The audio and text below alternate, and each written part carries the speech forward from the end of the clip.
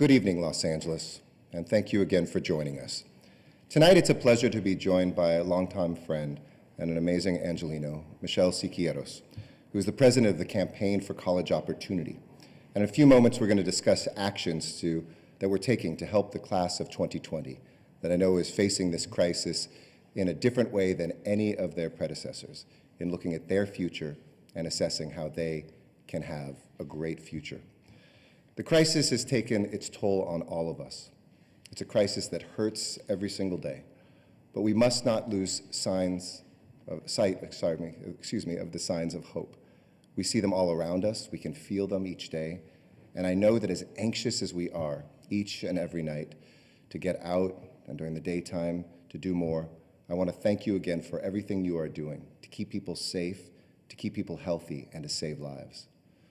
I saw the spirit of hope in this city this morning when I went to the All People's Community Center in South Los Angeles.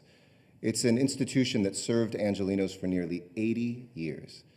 It's an amazing place. It's one of our city's family source centers, but it has a clear mission to empower individuals and to promote respect and self-determination for all. And I want to thank Sandra Bryant and her entire team who are doing an extraordinary job. That's our mission too, to carry all this work forward. And it's more important now than ever before. We're meeting that charge at the Family Source Center at All Peoples, where we're distributing some of those Angelino cards that many of you have applied for. These are cards that are helping our hardest hit households, small amounts of direct cash assistance that can make a world of difference for Angelinos who are suffering. And this work couldn't be more important, it couldn't be more urgent, because people are hurting, and people are anxious, and they're unsure how they will pay for their next meal, unsure how they will pay for the rent. And we're seeing this challenge nationwide. Yesterday, the numbers spoke volumes. The first 3 months of this year saw this economy shrink by its largest amount since the Great Recession. And today, we saw another spike in our nation's unemployment numbers, bringing the total to more than 30 million Americans who have now lost their jobs in just the last 6 weeks. And that may well undercount the number of Americans that are unemployed. We can never become numb to these news and these numbers because these are people and households, families and stories. No matter how many times we talk about it, no matter how bad we expect it to be, we know that this isn't just about numbers, it's about people. And we are fighting for these people, Angelinos, every single day here in LA. We continue doing everything we can to protect lives and livelihoods for all who call Los Angeles home. And that work always begins each night with understanding the data and the trends. So let me, as I always do, turn to the numbers. Today, the county reported 733 new confirmed positive COVID-19 cases, bringing our total to 23,182. This is a 3% increase since yesterday. For comparison, the past 7 days have seen an average daily increase of cases of 836. In the city of Los Angeles, new cases were 483, bringing our total to 10,863 new cases, a 5% increase since yesterday. And the worst part of this evening for me, and I know for you, is the number of new deaths. We lost 55 more Angelinos confirmed the last 24 hours, bringing our total to 1,111, a 5% increase since yesterday, and in the 7-day average, we're losing 45 people a day here in LA. For all of those who are suffering tonight, we are with you. For all of those who have a hole that we cannot fill, we mourn alongside you tonight. And across this county, though, it's still good news in our county emergency, our general emergency hospitals, where we have 1,126 beds that are available, including 905 acute care beds and 221 ICU beds, including an inventory of 1,213 available ventilators. But because of the work of every Angelino, we cannot let up. And I say this every night, but the path to an effective response and the road to the first phase of our recovery is paved by our ability to stick with our stay-at-home orders, our commitment to test more people, and so that we know who has the virus, who needs medical attention, and where it is spreading. It's why every single day we've worked so methodically to expand testing here in Los Angeles. First to our most vulnerable populations, to first responders, to healthcare workers, to skilled nursing facilities, to our essential workforce, to people experiencing homelessness, and more. And why last night I announced that all LA County residents are eligible to get tested at one of our City of Los Angeles testing sites. Priority will still continue to be given to our highest risk individuals. We'll never let the opening up of new tests take away the priority of those who need it the most. But as long as we have more tests available, we should never let any go unused each day. The city will continue to make them available to everyone with or without symptoms. We know this is a silent killer. It spreads without us seeing or feeling it.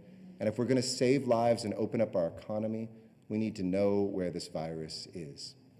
There are now 34 testing locations, thanks to the great work of the county and the city and many other cities like Long Beach and others who have testing centers as well. We estimate that 14,000 people will be tested. That's double the number of people who took the test earlier this week.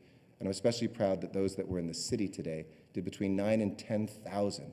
That's triple what we usually do as a result of opening this up and evidence that people want to get tested, and we will continue to provide them. By the end of the day, we will have tested approximately 154,000 people through these testing centers. Some days appointments will fill up, but our testing lab has hundreds of thousands of tests that are available. So we will continue to scale testing and order more to meet the demand day by day. You don't have to wonder if that cough is COVID. You don't have to wonder if you were exposed to somebody that you know had or you think had COVID. You can go get tested now, and please do. So sign up at coronavirus.lacity.org/testing or call 213-978-1028 or 311 after 5 p.m. This crisis has hit us all. Even if we've been spared illness or the loss of a loved one, we feel its impact. We've lost things that were special to us. Maybe it was a concert, a wedding, a graduation. And I want to speak to the class of 2020 tonight, because spring is supposed to be a magical time where you celebrate prom and graduation, you think about your future and the next steps that you will take and all the hard work that you've put into your entire childhood to finally get to a place where many of you were looking at going to college. Instead of having all those celebrations, you've had to trade in your cap and gown for masks and gloves. You've had to set aside your celebrations and take on new roles in your families.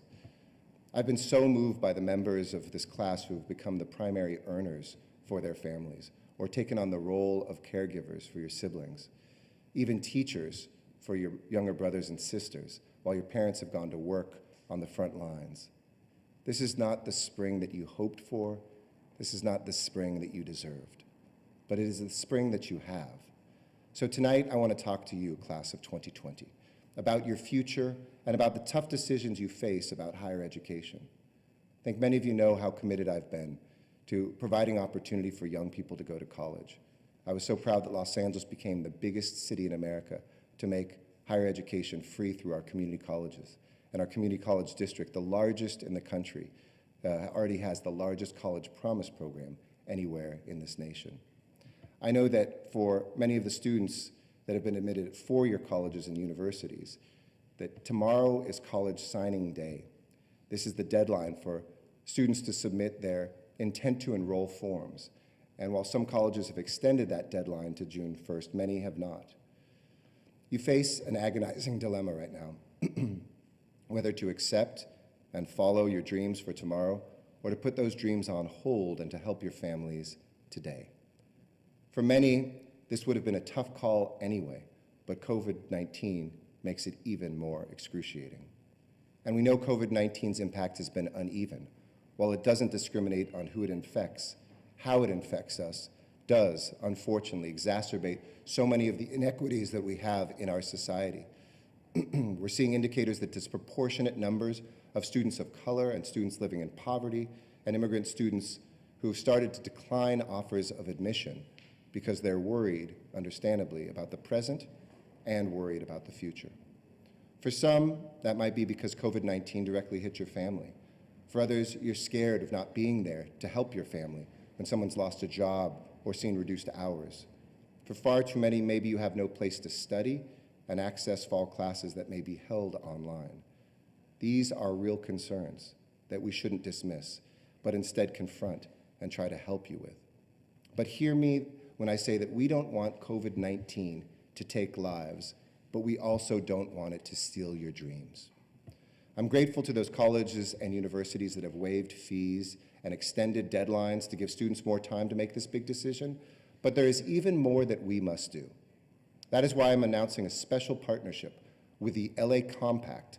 This is a coalition of early childhood and K through 12, higher education and nonprofit leaders who support kids, their families, and schools. We've launched a page on the Compact's website where any student in the class of 2020 can fill out a simple form describing your question, problem, or concern. It only takes a couple of minutes. And within 48 hours of submitting this form, depending on the information that you provided, a counselor from your accepted college, high school, or one of the great nonprofit partners that we have will be in touch to help you navigate this process and to get you through these days. It's a wonderful gift. It's an incredible offer. And it's a great chance for us to understand that the help that you will need in the fall so that teams right now can build the resources to help you start today. So all you have to do is go to coronavirus.lacity.org/collegeconnect. That's coronavirus.lacity.org/collegeconnect. And I want the class of 2020 and all of our students to know we have your back. We believe in you. We're not going to let this disease crush your dreams. And I want to speak directly to your struggles and to your parents and families. And for that, I've asked Michelle Siqueiros to be here to say a few words to you today. As I mentioned, she's the president of the Campaign for College Opportunity and one of the national leaders in the movement for access and equity for low-income students and students of color. I'm so grateful that you could join us here today. Michelle, the microphone's yours. Thank you. Thank you, Mayor. Thank you for your support and love of the city and the class of 2020. I grew up here in Los Angeles, the daughter of hardworking parents who had big dreams for me. As the first in my family to go to college, I was venturing into the unknown, like many of you in the class of 2020 are today. My wildest dreams came true because I did go to college. I said yes to Pitzer and UCLA, and I'm a proud graduate of both of those institutions. Now, as the president of the Campaign for College Opportunity, I get to fight alongside our mayor to ensure that you say yes to college so your dreams can come true. Tomorrow, May 1st, is the traditional college signing day, but as the mayor said, this one is not traditional in any way. The class of 2020 is facing this college decision with incredible uncertainty. As the parent of an LAUSD high school senior, I'm experiencing it firsthand too. I'm heartbroken for the proms, award ceremonies, grad nights, graduations, and celebrations with your family and friends that are being postponed. As a mother, I know your families are heartbroken too. But we cannot allow the way this school year is ending to trump the 12 years of dedication and hard work that got you to this milestone. You're on the eve of college, class of 2020, and I can tell you this with all certainty. The value of a college education has never been higher. Over their lifetime, a college graduate earns more than $1 million, more than their peers who only graduated from high school. And in these uncertain economic times, I want you to know that it is college graduates who weather the storm the best. College graduates have lower rates of unemployment and poverty, access to health care. As a college graduate, you're more likely to own a home, start a small business, and so much more. Bottom line, college is worth it. While this pandemic may be postponing graduations, proms, senior activities, moments with your friends and family, it cannot postpone your dreams. The mayor and I know firsthand that pursuing your dreams, even in the face of adversity, will pay off. And that's why if you were admitted into your dream college, and you can say yes, we urge you to say yes. This crisis will end, the pandemic will run its course, and we want to see you on your way to walking across the college graduation stage. You deserve to go to college, to graduate from college, and reach all of your dreams because you've put in the hard work. And by doing that, you will make our city better and stronger. Although we urge you to enroll in college this fall if you can, we know that some of you may not be able to say yes to college at this particular moment, or might be exploring other options to stay closer to home. Because of that, I will continue to urge colleges and universities to extend the deadline for students and their families to commit from May 1st to June 1st. We are grateful that so many campuses have already done that. If you can't say yes right now, I join the mayor in saying that we are working together to support you. The Campaign for College Opportunity has been in the business of making college dreams come true for 16 years, and this coronavirus will not stop us. Your dreams are bigger than this pandemic, and the City of Angels is here to help you reach them. The one curve the mayor and I will not flatten is the college opportunity curve. Thank you. Thank you so much, Michelle. Thank you for breathing those dreams back into the minds and souls of our young people. Reminder, please take advantage of this help. Go to coronavirus.lacity.org/collegeconnect. I know that you have worked very hard, and I want you to know how proud we are of you, and we know that this pandemic won't take away those dreams. For all of our policies and programs, for all of our initiatives and investments, we've known from the start of this that we can't get through this crisis with government action alone, that we need the collaboration and compassion of partners from every community across all sectors of our city. We see that in a space like renter assistance, a topic on everyone's minds with rent due tomorrow. Here at City Hall, we issued an eviction moratorium in the city of Los Angeles for tenants and businesses affected by COVID-19. We froze rents for units that are covered under our rent stabilization ordinance, the overwhelming majority of units here in Los Angeles. And we made it easier for residents to work with their landlords if they can't cover their monthly payment. And on top of our efforts, we're seeing generosity from extraordinary individuals, including Anthony, Top Dog Tiffith, who grew up in the Nickerson Gardens public housing development and became a force in the music industry. He never hesitates to give back to the neighborhood that gave so much to him. And he's doing that now by covering a month's rent for seniors in more than 300 units in Watts, across Nickerson Gardens, Jordan Downs, and Imperial Courts. With May 1st coming up, this couldn't come at a better time.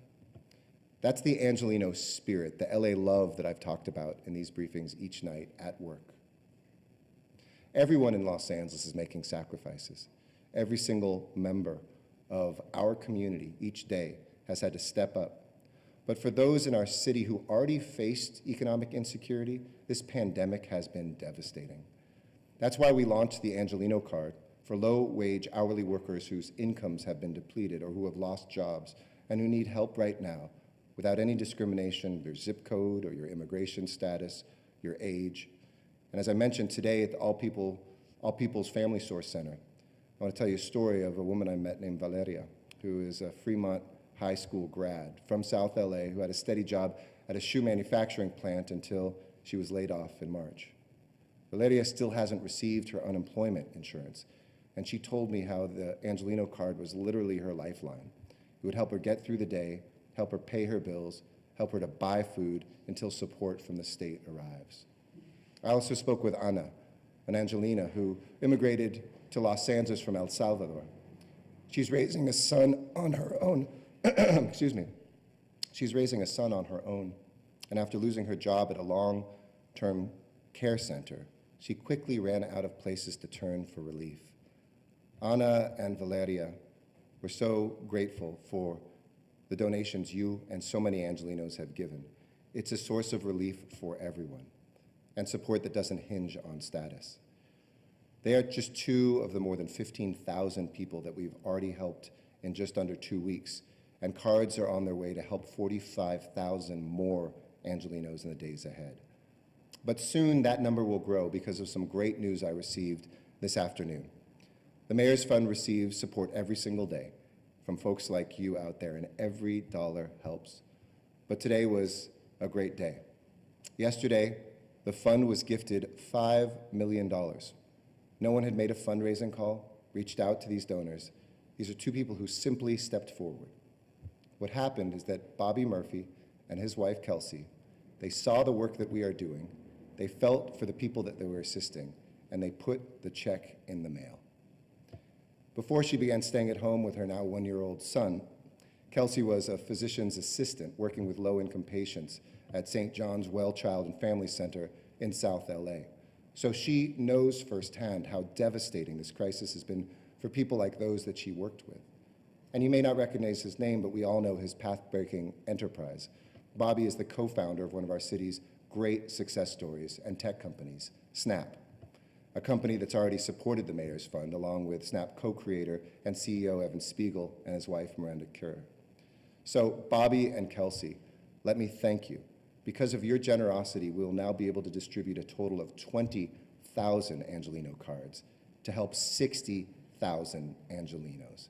You are truly angels in this city of angels. These cards are a critical lifeline, and all of it is through the generosity. We can't name every $5 and $10 and $25 donor, but together those two put a card in the hands of somebody who needs it.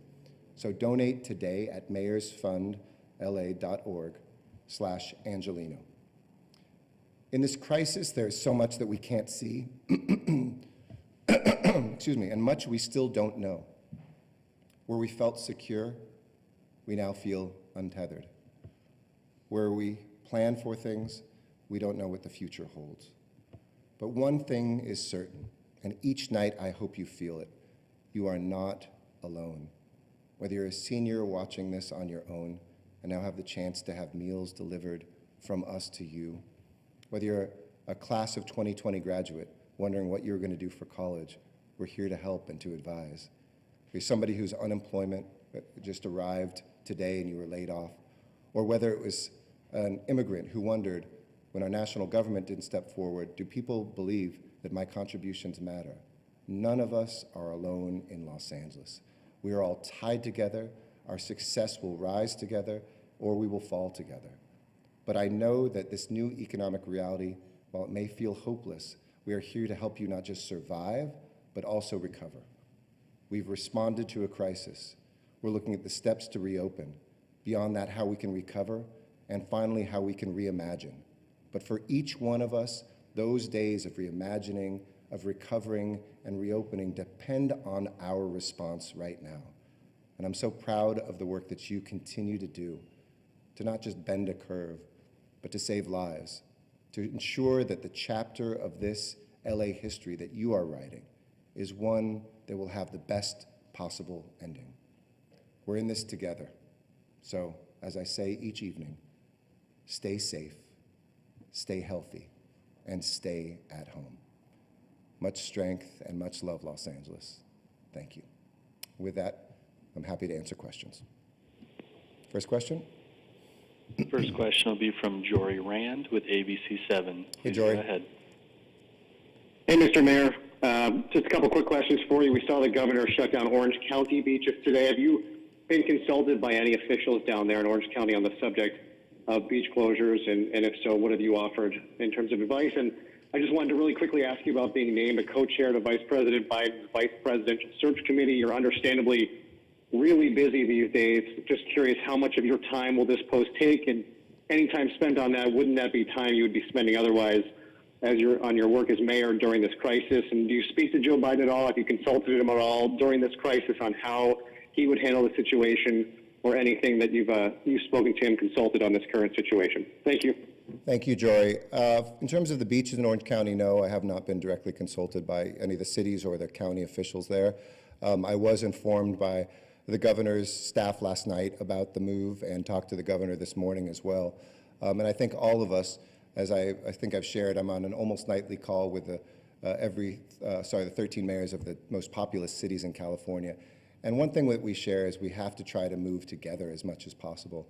It's very difficult when some folks move more quickly or other folks move more slowly. I think these steps for a region should be taken as often as we can together because this virus affects all of us. It cares not where a county border is. It cares not where a city border is as well. And so I do look forward to the days ahead. As I've said and been able to detail, we are looking very closely. I was a part of a call today with a couple other mayors and the Board of Supervisors Chair Catherine Barger about how we move forward as a county and as 88 cities together. And I'm very proud of that work we've always done hand in hand. But I do think that the governor has made some really tough decisions. We've all seen, we don't know the impact of moves for 2 to 3 weeks. So if we do things ahead of everybody else, we may not just be endangering our people, but endangering other folks who drive in from neighboring counties and neighboring areas. So I support that move that he had, but I have not been consulted. And in terms of any political questions, since this is City Hall, I won't be able to answer those questions. I'd be happy to do those offline, but my 100% focus is on making sure we address COVID-19, and that's what the purpose of these briefings is. Thank you. Next question. Next, we go to Steve Gregory with KFI News. Please go ahead. Hey, Steve. Hi, Mr. Mayor. Good evening. I got to ask, did you consult the Los Angeles County Health Department when you decided last night to open up testing for everyone regardless of symptoms? There seems to be a lot of confusion. Dr. Christina Galli today in their conference had suggested that there's no benefit to testing asymptomatic people. It's a very confusing message. She says that you folks are in constant contact, but she would never go so far to say that you consulted the department. I'm just wondering, these are the kinds of things that are starting to cause confusion and frustration amongst the public because they don't seem to be hearing a unified message. Sure. Thank you.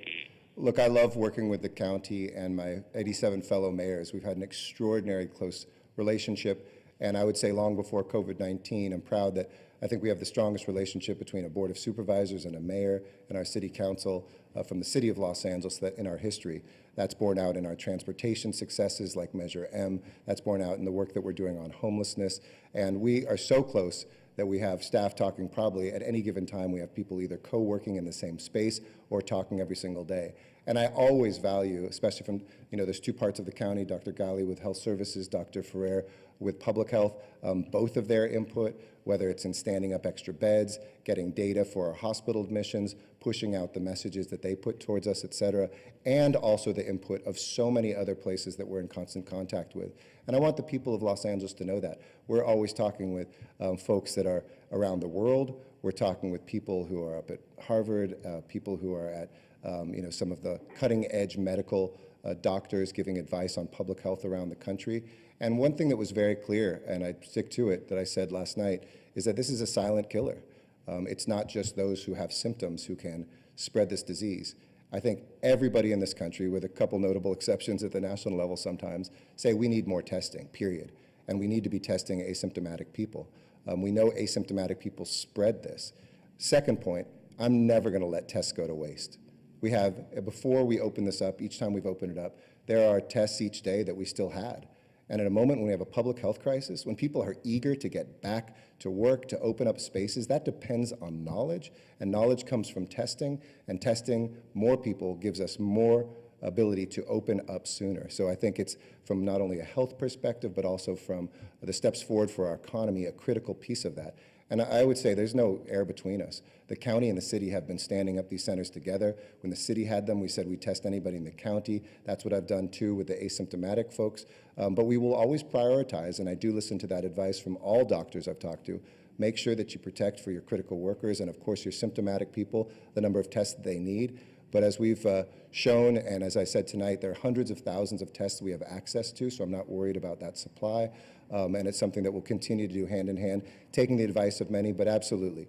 We are constantly in consultation. We were in consultation yesterday. We adjust language in our communications to make it clear, and I think that we have actually a very close alliance, no matter what you might think. Thanks. Next question. I'm sorry, did you do this with the blessing of the county health department? We don't have, well, there's two different health departments, right? There's a health department, there's a health services, and there's public health. And absolutely, we consulted very closely with public health, had positive feedback, but it's not something where they need to, quote unquote, sign off. Offering tests to people in the city of Los Angeles, and saying that that's for the county too is not something that I'm going to ever stop moving forward on. I think it's so critical for our health, it's so critical for keeping people healthy, and it's critical for opening up our economy. Thanks. Thanks, sir. Next question. Next, we go to Elix Michelson with Fox 11 News. Please go ahead. Hi, Mayor. Hey, Alex, how you doing? Governor Newsom decided not to close the beaches and other places other than Orange County. So I'm wondering what you would be looking for in terms of measurables to reopen LA beaches and what that might look like in terms of how to do that safely going forward. A few things I would be. One is to make sure people aren't loitering on the beaches, making sure that we have so much territory on the beaches that anything we do with an opening is enforceable enough so that people don't begin to spread by, tanning, hanging out, staying too long. I think we've seen countries like Australia where they've opened up beaches from 6 to 9 in the morning for exercise. That's a great first step. I saw in San Diego a much more careful approach. But this is something that I think the beach cities, including Los Angeles and all the other cities from Long Beach all the way up to Malibu, should make together. Second, we should do that on the advice of Los Angeles County Public Health, which still does not advise that we open those, and we do, not in respect to the previous question, we take that advice and follow that.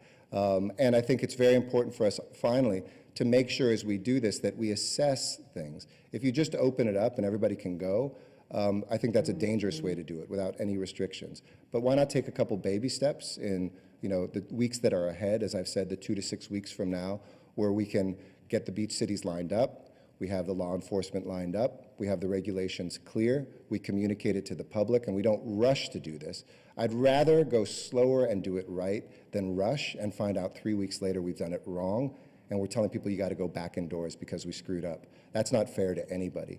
My goal is to get people safely back to those public spaces, not just beaches, but some of our parks like Griffith Park, et cetera. And we're doing a lot of really hard work within the city and also with working groups across cities and within LA County. And I do think LA County is a real example of how that is working well together. I know for some they might see beaches are open, why can't we be that county? Say, because the advice of our public health folks is not yet, but we're getting closer. Thanks, Alex. Next question. Next, we go to Robert Kovacic with NBC. Please go ahead. Hey, Robert. We made it. How are you, sir? And when I say how are you, I mean that completely sincerely because that cough makes me nervous. What's going on here? I just got something in my throat. Nothing good. I'm doing really well. Okay. Very healthy. Thank you. These days when the mayor coughs, it's big news. The other big news, of course, you made yesterday with testing. We got 2 questions for you. Sure. First of all, how did the rollout go today? Was the system overwhelmed with people who were inquiring about possibly getting tests? And then tomorrow is May 1st, and everyone has sort of circled that day as we now begin, if you will, a 2-week countdown. Yep. What is Mayor Garcetti and his staff going to be looking at over the next 2 weeks that we could possibly begin to loosen restrictions on the 15th, 2 weeks later? Absolutely. The testing was great today. I was as nervous as probably everybody else out there.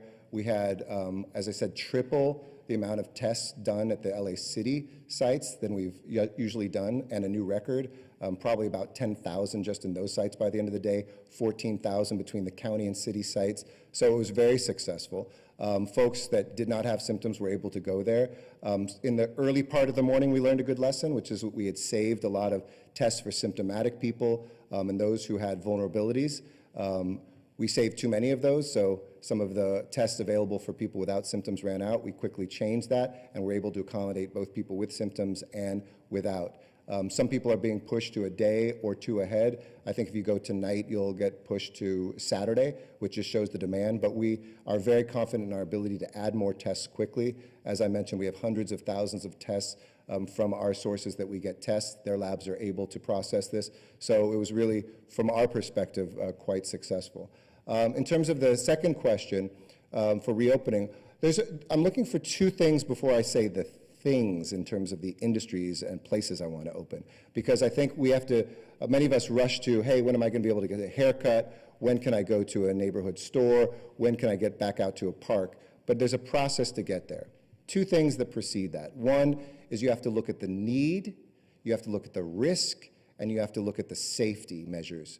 on any place or space you want to reopen. And so we're spending a lot of time right now looking at that.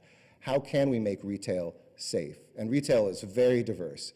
What would it mean to get back to restaurants? What would it mean to get back into parks? What would it mean to get some sports back in terms of what people are able to do at parks?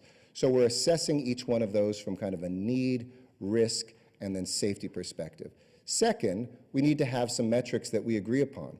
And I'm working with mayors across the state, working with the governor, working with our county health officials as well to try to get those measures. In other words, how many tests per 100,000 people a day is a good measure? How many people entering the hospital on a given day? All of our hospitals is a measure of it getting worse, being okay, or getting better. How many beds do we have available? Other measures of the infection rate. Do we have 35 people for every 100,000 that are newly infected, or is it down at 5, for instance? And maybe those would be triggers for taking more steps. So those two things are very important before you get to the what opens next. Now, in the things that I'm looking at, and you'll hear me and Mayor Garcia of Long Beach, Supervisor Barger, Mayor Tornick of Pasadena, because Long Beach and Pasadena have their own health authorities, beginning to talk about this with our fellow mayors and all the other supervisors and elected officials about what are the areas where in the coming weeks we can maybe begin to open things up. I think, as you heard the governor talk about, some of that is in recreational spaces. That is a real need of people. I believe we can do that safely without endangering people, but it has to be done carefully and has to be done in the right way. I think there's some retail spaces that we can probably get back into. We've shown through LA Protects and the making of masks like this that manufacturing can be done in many cases safely. I was very proud to see Northern California join us with construction, which has already stayed open, and that we've successfully preserved those jobs, maintained that momentum with housing and infrastructure while not seeing an explosion of cases in the construction industry. So those are some of the things that we're looking at. Hold tight. We hope to, together, be able to talk in more detail about that as early as next week. But right now, we're looking at every country of the world, every city that we can find, other states, and assessing where people have made missteps, because we've seen in places, Germany, Singapore, places that said, hey, we got there, they opened up, and suddenly they're seeing the caseload start to creep up, and seeing, can we work with that, figure out the mistakes other places made, correct for them. But I am confident we will take steps forward in the coming weeks ahead. Hope that's helpful. Thanks, Robert. Thank you, sir. Next question. Next, we go to the line of Lee Ross with Fox News. Please go ahead. Hey, Lee. How you doing? Hey there. Thank you, Mr. Mayor. You bet. L.A. County's Dr. Ferrer made note of some troubling data regarding the virus in some of the highest density communities of the county, and she specifically identified several in Los Angeles, specifically naming Pico Union, although there are others that she noted.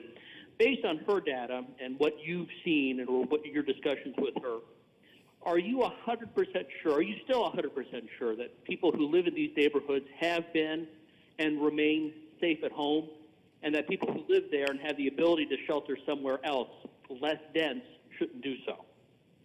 So I'm never 100% sure of anything, Lee, but we have made sure that we're looking at that data at the neighborhood level, the number of cases per capita, obviously density in areas like Pico Union make it a more susceptible place to infection. We've also made sure that, and we've looked closely at what we can do to make sure there's testing close to areas that are low income, communities of color that are especially hard hit. I'm proud now that actually African American testing is higher than African American percentage of population, that together with Native Hawaiian are the only two ethnic groups that have more tests per capita than their population right now. So we've dealt and confronted head-on the racial disparities in deaths from COVID-19. And in terms of looking at the ability for people to get to places, I want people to hear loud and clear. If you're sick or if you have to be quarantined, we have rooms available for you if you can't leave your house or you don't have enough space in your house. We have those in hotels. They're called Tier 1 hotels. The county has helped set those up. We've got a couple thousand rooms that people can either quarantine or isolate themselves in. So please let the county know, take advantage of that, call 211. If you've gotten that positive test and you're worried about infecting everybody that's around there, we do have answers for you. Did that answer what you're getting after, Lee? Well, It does. I guess perhaps you could speak more just to the idea of density and how significant that is. I mean, on a national level, we're seeing, the meat facilities in the rural areas, or even look at the Teddy Roosevelt, a very, very compact area, and just the huge explosion of cases.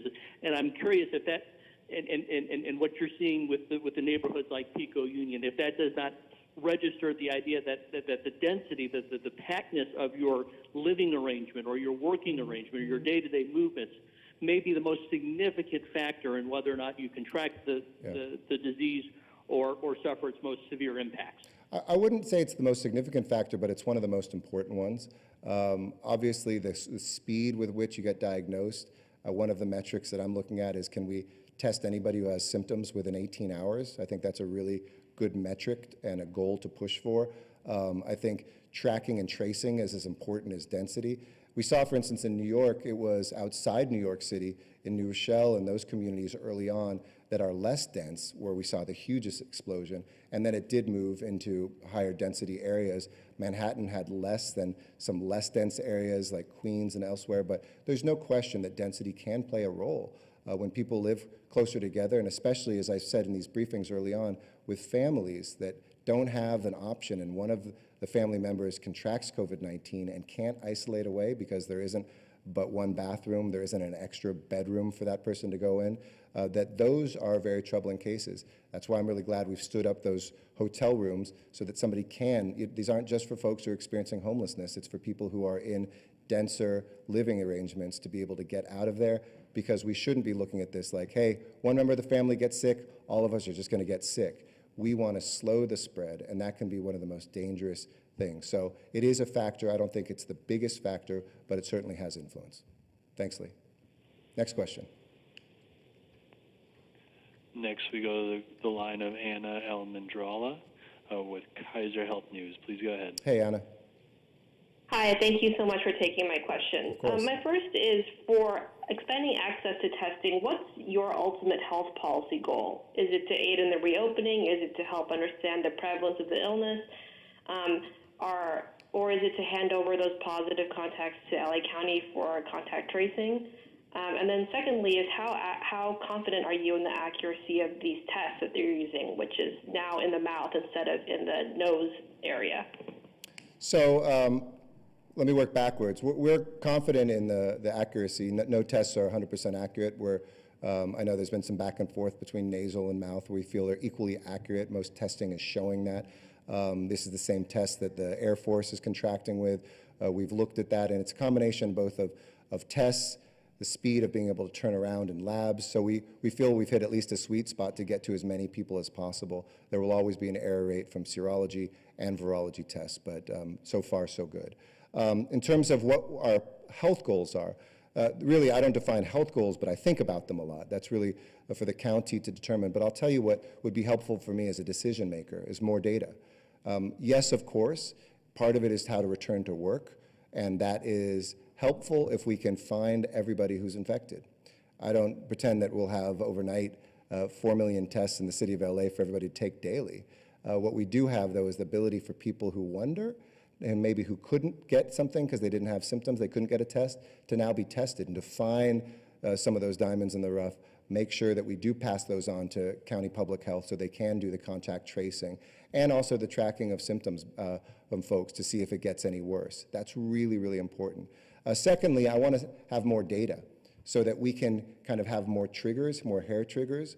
If we are testing enough people who are asymptomatic, I can have a better sense of exactly what the infection rate is, measure that, track it day to day, and then tell the city when I need to, hey guys, we got to step back and become more restrictive, or have the confidence to say we can hold where we are, or even step forward and open things up more. If we wait the 2 or 3 weeks before we're just looking at hospital admissions, or even worse, looking at deaths, that means we're 2, 3, 4 weeks behind where we should be in assessing where the virus is at any given point. Last thing is, if we ask the right questions, as we're doing and as public health asks us to do, we can track the impact by zip code, we can track the impact by ethnicity and race, we can track the impact by gender. We haven't had a lot of discussions of that, but this is disproportionately affecting men and not women. We're seeing, of course, things like that there is in our our senior facilities 40 to 49% of our deaths. So it helps us focus our public policy, our testing. So more data, more cases allow us to be able to attack this better, track it better, and ultimately, yes, open up better. So it's all of the above. Thanks. Next question, please. Next, we go to the line of Elizabeth Cho with LA Daily News. Please go ahead. Hey, Liz. Hi. So my question is about the expanded testing to asymptomatic people in the city of LA. I understand that you explained that there's plenty of tests that are going unused and you don't want them to go to waste. But it sounds like the county is looking at it in a more long-term way they're saying that there's a constrained testing supply situation right now nationally, and they want to save the tests to when it's most useful to be using them, which is, I guess, in their consideration is, I guess, in the future there would be tests needed when things start to open up, and also testing people right now doesn't seem to be that effective if you're asymptomatic, because they say that the existing public health orders are enough for people to be following. It being tested right now doesn't really change anything about what we would be doing. So they really want to save it for the limited situations in which there are outbreaks and things like that, and where they have the most concern. So can you talk about why you think this is a better policy than what the county has provided? Sure, I think our policies are absolutely complementary. I'm going to keep restating that because I know folks try to make bigger divisions there are, and as recently as my discussion this afternoon, this afternoon with Catherine Barger, discussions my staff had with our counterparts, our fire chief, with the county fire chief, and others who are very excited about expanding to asymptomatic people at the county. There's not ever one single philosophy, but there really is one team when it comes to this. First of all, on supply, I'm not worried about that. We have over 300,000 tests that are stockpiled from the folks that we get the tests from.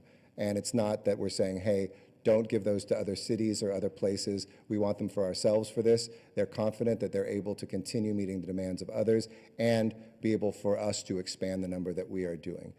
Secondly, I think it is, so and cumulatively, by the way, we can do 50,000. We think we can get up to about 50,000 a day if we need to, although there isn't even that demand, including folks that don't have symptoms. Second, we are coming close to May 15th, where I do think that it is reasonable to expect some of the beginning steps forward in revising our stay-at-home order.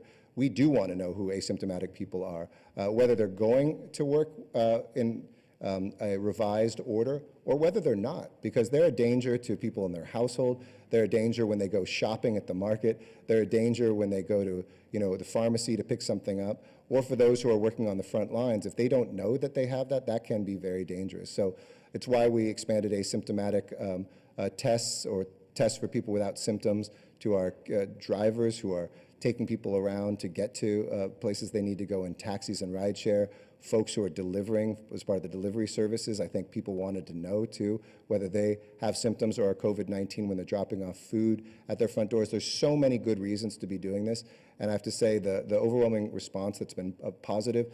I got a lot of calls from a lot of doctors, public health officials from around the country, mayors today, who said it's finally time that we do this as a nation. Thank you for leading the way. And I know that the city and county will continue to do that hand in hand. Even if there's sometimes slight differences of philosophy between individuals, there is an overwhelming consensus. We need more tests. We need them now. And since we have the capacity to do that, it's time to lead. Thanks, Liz. Next question. Our last question will be in Spanish, and we go to the line of Abel Alamillo with Telemundo 52. Please go ahead.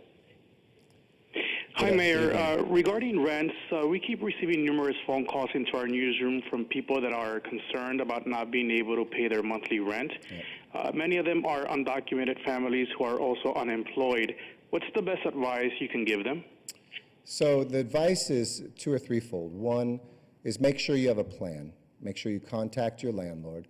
And in English and Spanish and 22 other languages, we have forms that you can fill out and send to your landlord if you're unable to pay the rent or pay a portion of the rent. You can find those at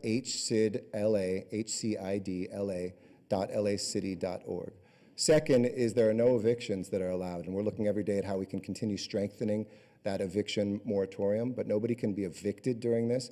And you have 12 months, the most generous in the country, and other cities are now stepping up to copy this as well, time to repay that rent, so that you can plan and hope when everybody is back in a better place or starting to get the benefits that they need, starting to get a paycheck again, that they can pay that back.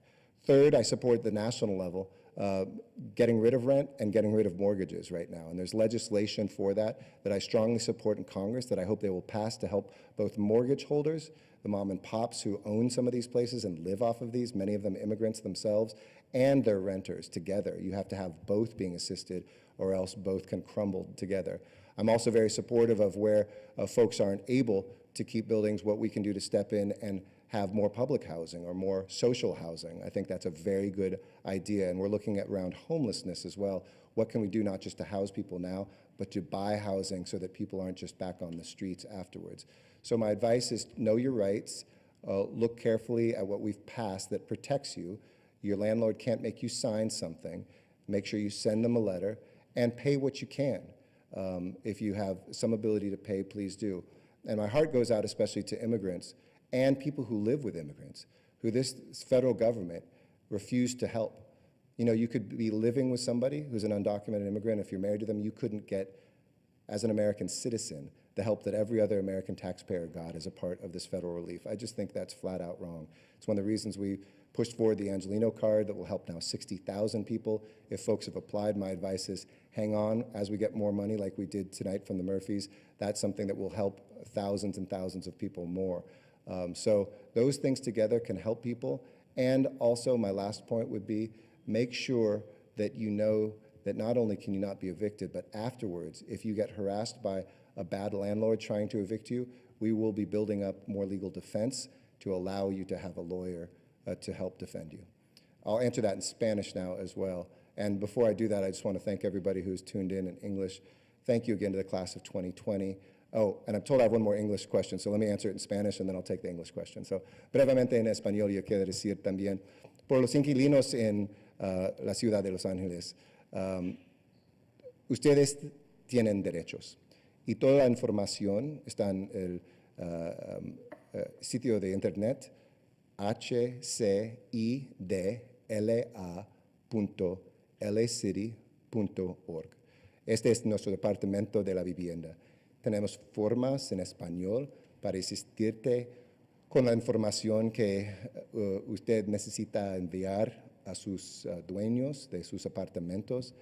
No hay evicciones o desalojos. No hay desalojos durante esta crisis y ustedes tienen 12 meses para pagar su renta. Es importante tener un plan, es importante comunicar con su dueño y yo apoyo también la legislación a nivel federal para tomar la renta, tomar el dinero por los mortgages que los dueños necesitan pagar y dar asistencia a todos los inquilinos y los dueños en los Estados Unidos durante esta crisis. Y es mi esperanza que con esta legislación no será necesario pagar su renta, pagar su mortgage como dueños. Pero solamente es una propuesta ahora en Washington. Finalmente, tenemos programas como la tarjeta Angelina a dar asistencia directa a las familias de Los Ángeles, especialmente los inmigrantes. Es un crimen que los líderes en Washington no están ayudando a nuestros inmigrantes, especialmente los inmigrantes sin documentos. Y aquí en Los Ángeles, toda la gente son igual, toda la gente son parte integral de Los Ángeles y nosotros defenderemos los derechos de los inmigrantes. With that, I'll take the last English question. Thank you. We go to the line of Claudia Pashuta with KNX Radio. Please go ahead. Hey, Claudia. Hey, thanks for coming back to me. No problem. I think the County Health Services Director made it pretty clear that the city and county's testing policies are not complementary at the moment. But anyway, I get what you're saying about not letting tests go to waste and expanding testing to identify silent spreaders.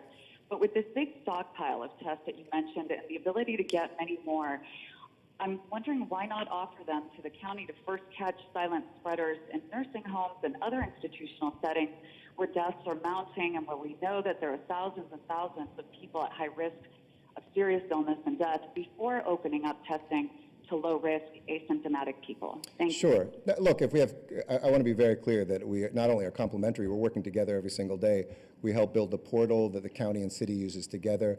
We're using the same purveyors. We're working together side by side. There, you might find a disagreement now and again, but we are absolutely one team. Secondly, the county doesn't need to go through the city for those tests. We use the same company. So that's something that the county can do today. They can make those decisions for all the nursing homes, skilled nursing facilities today.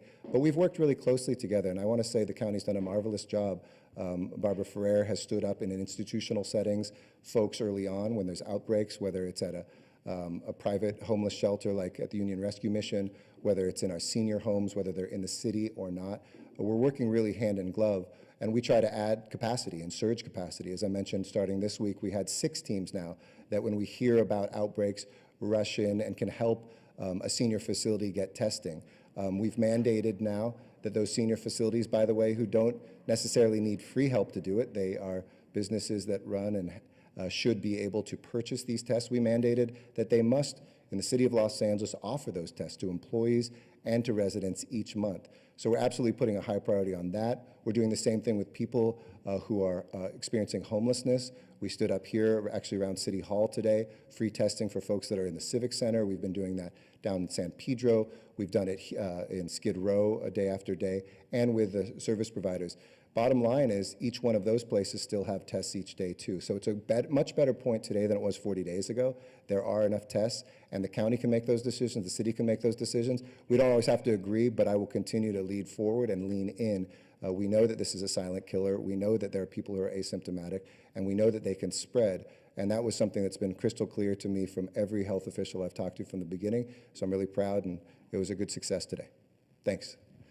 I'm going to now transition to my Spanish for the rest of this presentation. Thank you again to everybody who's tuned in, especially the class of 2020, and Michelle will be joining me for the Spanish as well.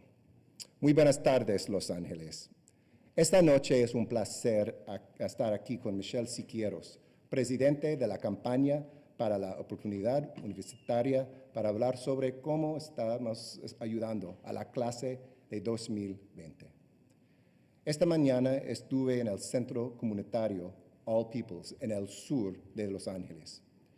En nuestro centro de recursos familiares, localizado allí, estuvimos distribuyendo docenas de tarjetas Angelino, con ayuda directa en efectivo para algunos de los hogares más afectados por la crisis. Este trabajo es urgente. Hoy hubo un aumento en solicitudes para seguro de desempleo. En total tenemos 30 millones de residentes sin empleo en nuestro país. Continuaremos haciendo todo lo posible para proteger la vida y sustento para todos en Los Ángeles. Ahora, como siempre, les comparto los datos de hoy. Hoy hubieron 733 nuevos casos en el condado de Los Ángeles, llegando a un total de 23,182. En la ciudad tuvimos 483 nuevos casos, llegando a un total de 10,863. Hoy fallecieron 55 personas más en el condado, llegando a un total de 1,111 muertes. Y lo siento mucho para las familias que están sufriendo con el resultado de esto. En nuestros hospitales, buenas noticias, tenemos 1,126 camas disponibles hoy. Entre ellos, 221 están en las unidades de cuidados intensivos y tenemos 1,213 respiradores. Y nuestra capacidad para hacer pruebas también nos ayuda en esta lucha. Anoche anuncié que todos pueden obtener una prueba gratis en Los Ángeles, tengan síntomas o no. Ahora tenemos 34 sitios de pruebas en la ciudad y el condado y tenemos capacidad para hacer pruebas a 18,000 personas al día. Y para el fin de hoy habremos hecho pruebas a 154,000 personas en el condado en estos sitios. Puedes hacer una cita para una prueba en la página coronavirus.lacity.org/testing o llama al 239-78-10-28. Para nuestros estudiantes, yo sé que esta crisis les ha afectado el fin del año y sus celebraciones y es muy, muy difícil. Esta noche me dirijo a ustedes, la clase de 2020, para hablar de su futuro. Mañana es el día de firmando de colegio, de college signing, la última fecha para someter su formulario expresando su intención para matricularse. Y me imagino que la decisión de seguir adelante con su plan para la universidad debe ser muy difícil en este momento. Pero quiero ser muy claro, esta pandemia no debe robar sus sueños. Por eso me uní con LA Compact para conectar a jóvenes con un representante de la universidad donde han sido aceptados para ayudarles a navegar el proceso. Lanzamos la página coronavirus.lacity.org/College Connect, donde cualquier estudiante que se gradúa en la clase de 2020 puede llenar sus datos y alguien se comunicará contigo dentro de 48 horas. Ahora les presento a Michelle Siqueiros para hablar un poco más sobre este tema. Gracias, Michelle. Buenas tardes y mil gracias a nuestro alcalde de Los Ángeles que se preocupa por todos sus residentes y en especial hoy la clase del 2020. Yo crecí aquí en Los Ángeles, soy hija de padres inmigrantes que trabajaron muy duro porque tenían grandes sueños para mí. Y como la primera en mi familia que asistió a la universidad, solo por esa razón mis sueños se hicieron realidad. Ahora, como presidenta de la campaña para la oportunidad de la universidad, puedo luchar al lado de nuestro alcalde para asegurarse que sus hijos también puedan decirle sí a la universidad para que esos sueños se hagan realidad.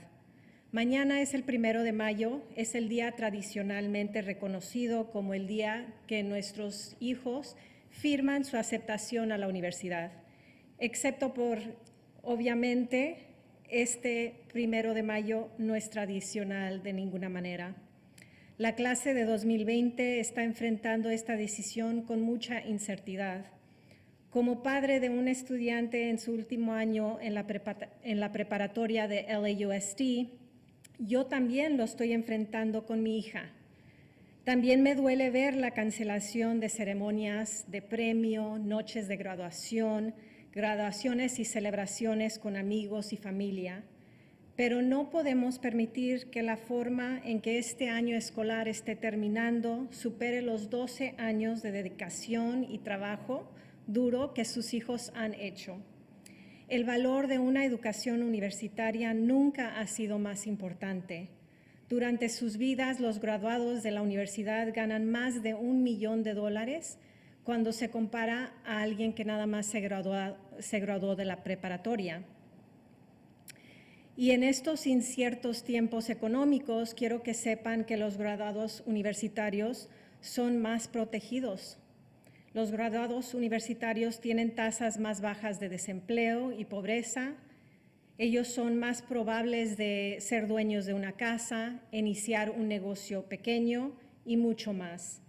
El mensaje final es que la universidad vale la pena. Mientras que este pandémico puede estar posponiendo graduaciones, proms, actividades de los graduados y tiempo que estaríamos con familia celebrando, lo que no puede hacer es posponer sus sueños. El alcalde y yo sabemos de primera mano, por nuestra propia experiencia, que seguir nuestros sueños, ir a la universidad, vale la pena.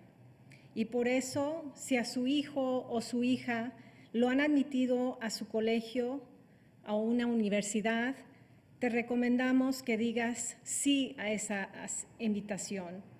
Esta crisis terminará, el pandémico correrá su curso para los estudiantes de la clase 2020 y queremos verte en camino a realizar tus sueños y graduarte de la universidad. A los hijos les digo directamente, tú mereces ir, mereces estudiar, mereces lograr todos tus sueños porque tú te has esforzado para recibir esa invitación y al ir a la universidad harás nuestra ciudad de Los Ángeles mejor y más fuerte.